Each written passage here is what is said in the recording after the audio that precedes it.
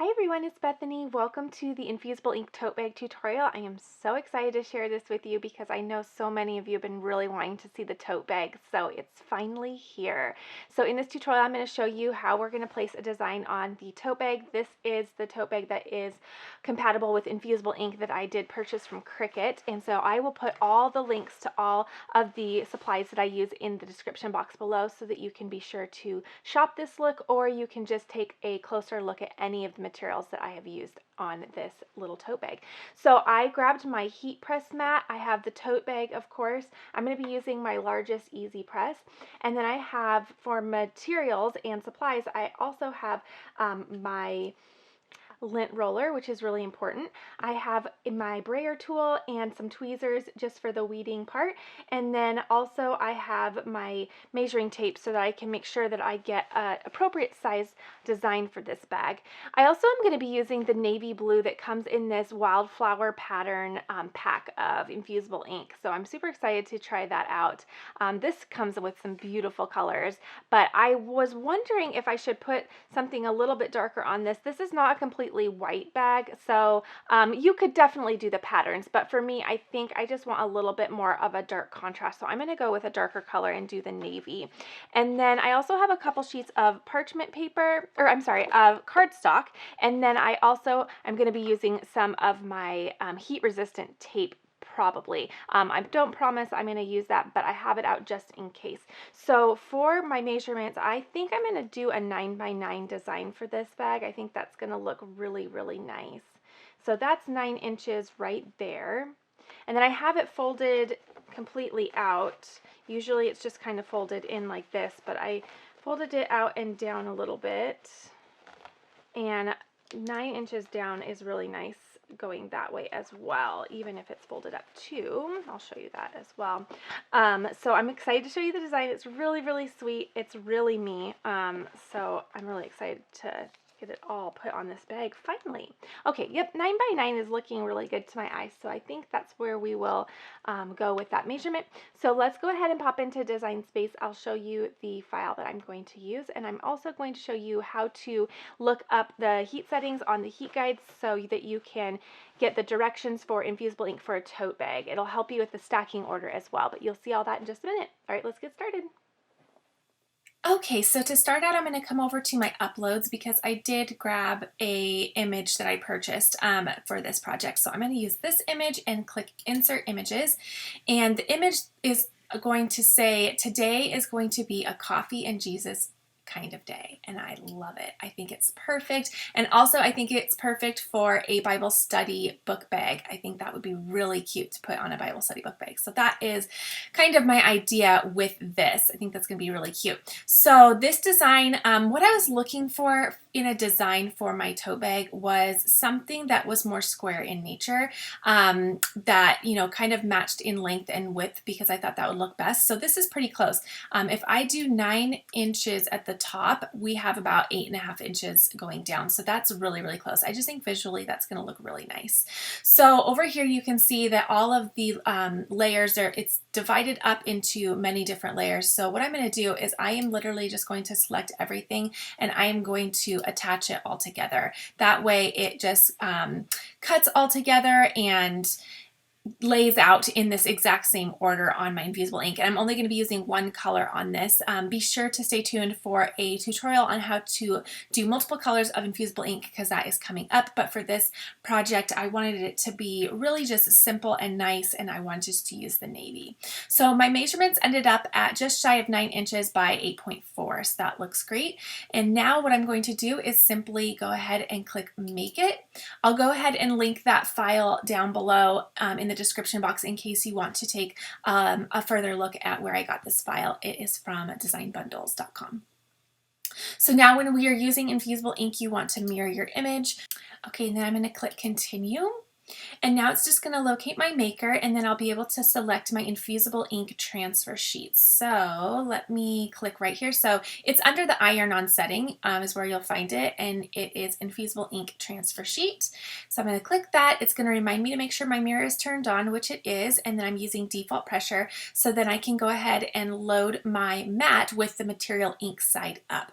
Now what we're going to do real quick is we are going to look up our heat settings. So I'm just on the heat guide for Cricut.com. I have my Cricut EasyPress 2 selected, and then I'm going to click on my Infusible Ink transfer sheet for my heat transfer material. My base material is going to be the tote bag, and then I'm going to click apply. So it's going to tell me the stacking order as well as the heat direction. So we're going to do 385 for 40 seconds with light pressure and a warm peel. We're also preheating that material for 15 seconds. And then also it's going to show me, more importantly, this stacking order. So this is going to be really, really helpful. So it's going to show us that we're going to have the EasyPress 2 butcher paper and Infusible Ink, all of this material, but it's going to show us which order to put it in. So it looks like we're actually going to be placing the mat and the cardstock inside of the tote bag. And then we're going to be placing the ink transfer sheet down, then butcher paper, and then our press. So I always pull this up, even though I have done Infusible Ink a few times, because I just really like this visual. It just helps me get everything organized. I feel like with Infusible Ink, there can tend to be a lot of things to remember. So I try not to put too much pressure on myself to remember it all each and every time, and I just look it up. And then it just goes through all of the prep and application and care instructions. So this is so helpful. I love using it. So we're going to keep this up while we are doing the heat section of this project, and it's just going to walk us right through it. Okay, so I have my Infusible Ink opened up, and I have my hands clean, so they are washed and completely dry. I don't have any oils or lotions on. That's really important when using Infusible Ink and working with it. And then I'm just going to grab the color that I want, as well as one piece of the butcher paper from the roll. So they include the butcher paper with your Infusible Ink. So I'm going to grab one of those, and I'm going to grab my navy blue. And it's really obvious which one's which. Some of them in my tutorials that you've seen, it's kind of hard to tell which one's which if you have really similar colors. Okay, so this is the navy. It's going to darken up even more once we press it. I'm just going to replace the other sheets and put them back in the little black liner. Okay, so I'm placing my Infusible Ink with the ink side up, and again, my image is mirrored. I'm laying that down. It's recommended that you use the green standard grip mat for Infusible Ink, so I have that out. Okay, and then I'm just going to use my brayer tool just to get that Infusible Ink really flat on my mat. It's really handy, plus I think it's really fun to use, so there's that as well. Okay, so we'll get it all loaded in our machine and allow it to cut, and then we'll be all set to start weeding it. So I'm going to go ahead and preheat my EasyPress. So again, it's going to be at 385. I'm going to make sure that my temperature is at 385, and then for my timer, we are going to do it for 40 seconds. So if you hold down either the plus or minus button, it goes in 5-degree increments, which can be really helpful to go a little bit quicker. Oh, and then it goes a little faster, actually, the longer you hold it down. Good to know, the more you know. Okay, so 40 seconds, we're going to let that preheat, and then it will get preheated very quickly while we are weeding our design, and we'll be ready to press. Okay, so it's just finishing up. I'm going to unload my mat, and then I'm going to flip my mat over and gently remove. This is a brand new mat too, so it is so sticky. So I'm going to place a firm palm on my Infusible Ink to keep it as flat as possible and do all the bending in the mat. Now I'm just placing my transfer sheet into my paper trimmer and getting all of my extra Infusible Ink off so I can reuse it for another color, because navy is a very popular color for me. I love navy, so I always want to make sure, really with any material that I use, that I keep any extras I can. Okay, so once again, having very clean and dry hands, no lotions or oils, what you're going to do for weeding is you're actually just going to use your fingers if possible. If you need to, you can use some tweezers to help, but they recommend not to use the weeding tool just because you can scratch it. So if you would like, it's helpful to crack it. Mine has pretty much done all of the cracking it needs to, getting it off the mat. So sometimes it doesn't crack as much, but you'll just start in an area and start peeling away. So I try to find a little area that just about cut through. My blade must be really nice on there. So I'm just going to find a little area and start weeding out my excess pieces. So right here, I just found a little area and I'm just starting to pull. So you just will pull and remove all of the surrounding area. And it's really kind of therapeutic to weed. It's really easy. So it just rips right off. And you'll just want to be careful that you are careful around the letters so that anything you want to keep in your design stays put while you're removing all of the negative space from around it.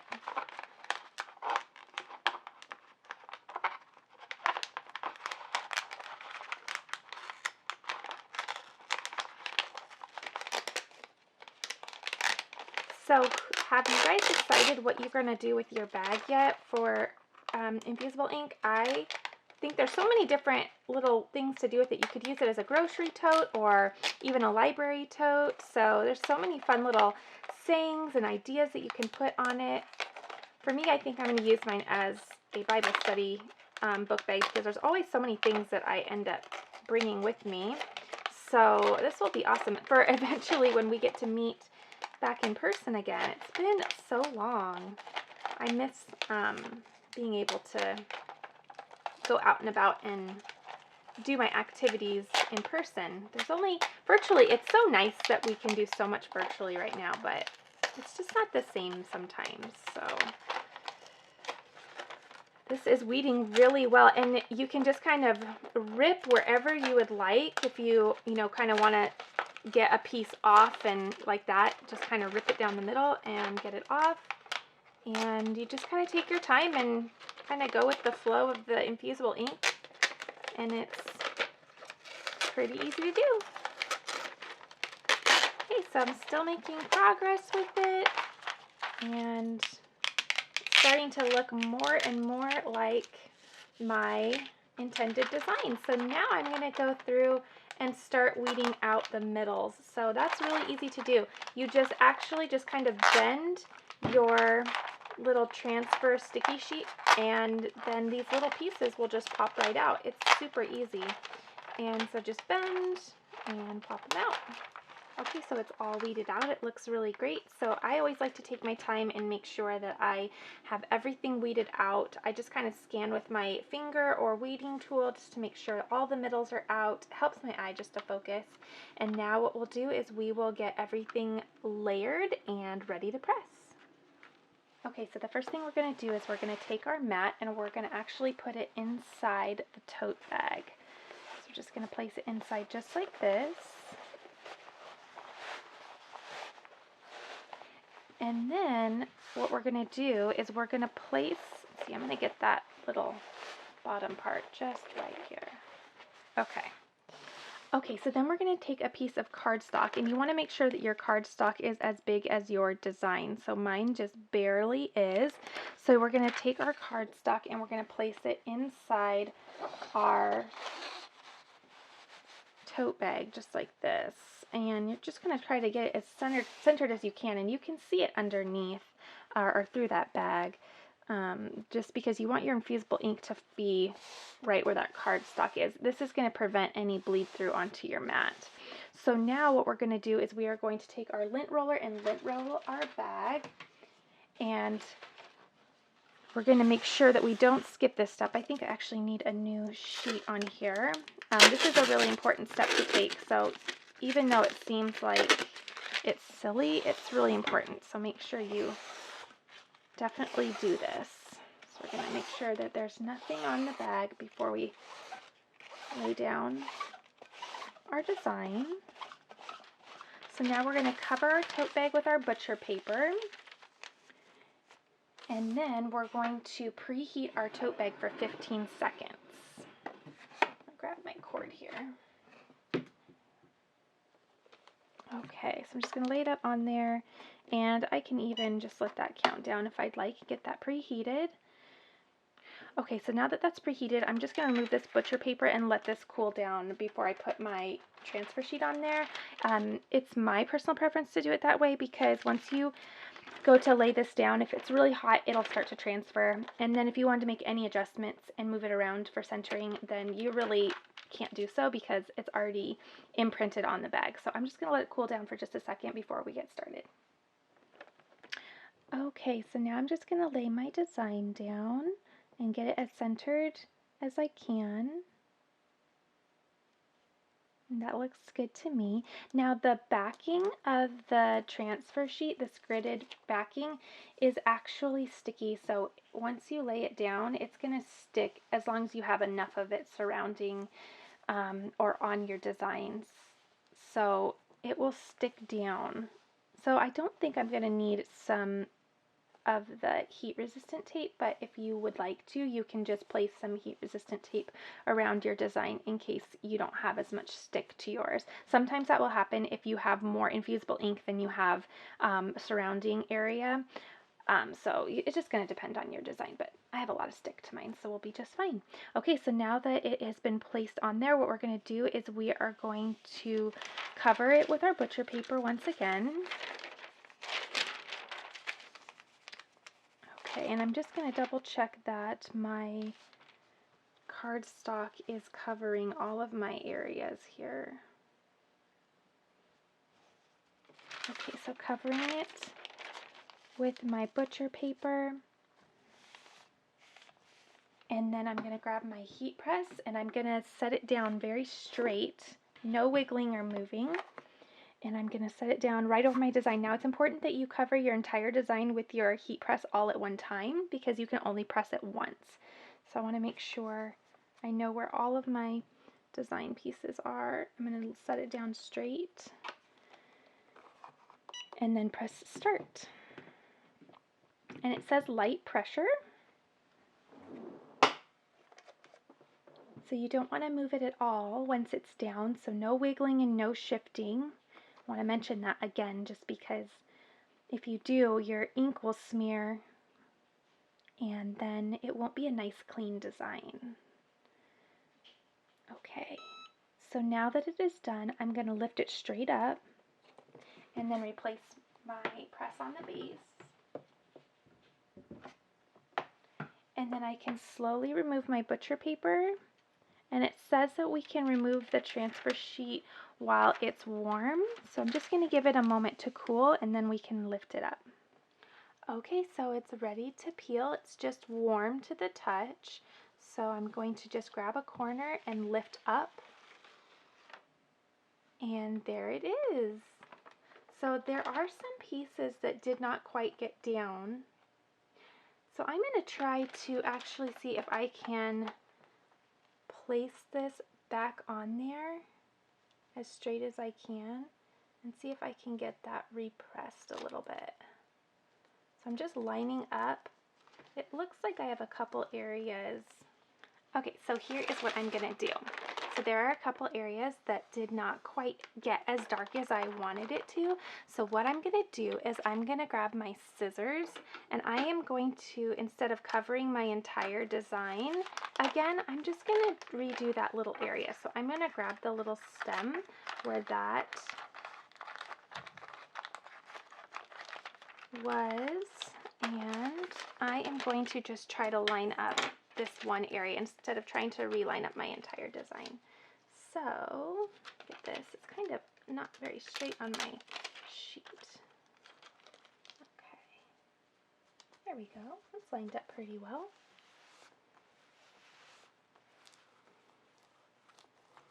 Okay, and then I also want to try to repress the Jesus part because that is not as bold. Doesn't look like it got press all the way down. Everything else looks really good though, and I'm happy with it. But let's see if we can get these other sections just a tad better. So just lining that up again. Perfect. Okay, and I'm lining up this little piece. This part looks good, but I'm going to go over this bottom little part again. I think I'm going to grab my little mini. That way I can do a focus press and see if I can just get it a little darker. Okay. Okay, so my little mini EasyPress is on high, and it says for Infusible Ink you will just do 75 seconds, and then you're going to do constant pressure and light movement. So I'm going to start with this little vine, and I'm just going to place it right on there and just kind of keep moving around. And I decided to grab my mini because some of the areas of my design are perfectly fine, and it's a little daunting to try to realign the entire sheet of Infusible Ink, and I didn't want to ruin the other areas while trying to fix a part of it. But this is part of crafting. Sometimes you have to troubleshoot. I've actually never had this happen with Infusible Ink, so I'm really curious if I can get this to remedy the situation. So I'm just going to use my mini and see what we can do. And I'm just going to go one little area at a time. So I'll do this vine first, and then I'll do the Jesus, and then the other vine. And we'll see if we can get it all darkened up. Oh, I guess I'm supposed to be using my parchment paper, huh?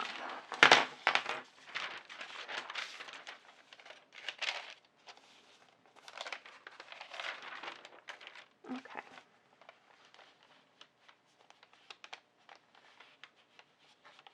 Okay, so that first little section is done. So I'm going to see if that made a difference. So I'm just going to grab and lightly pull up, and it did. Look at that. Okay, so that looks wonderful. So now I'm going to focus on the middle. Actually, I'll just do this other vine first. So I think for the other vine, it was just kind of the bottom half. So I'll kind of focus on there. Again, it says 75 seconds. I'm probably going to do a little less just because I've already pressed it with the press. So I'm just going to go a little bit less. So I'm also going to be monitoring and making sure I don't get any ink on the back of my parchment paper, or my butcher paper.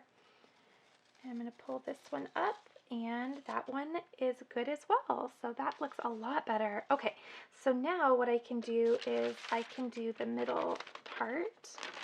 Again, making sure I didn't get any ink on my parchment, or my butcher paper. Oh, I keep wanting to call it parchment paper. Okay, so I'm laying that right over that. And I'll just go over the middle word Jesus and see if I can get that a little darker as well. So here's the truth. I could have just deleted this video and never posted it, and it would never even seen my channel, or I could try to fix it and show you what happens in real life, because sometimes this stuff happens. And it stinks, but you know, we gotta see if we can fix it. Sometimes you grow so much in your mistakes too. Although I don't really know what my mistake was on this, because I felt like I followed it pretty good. So it must have just been with maybe my pressure on the, well, it says light pressure, I think. So sometimes that's just the way it goes. Sometimes you can just do it all right and it just doesn't work.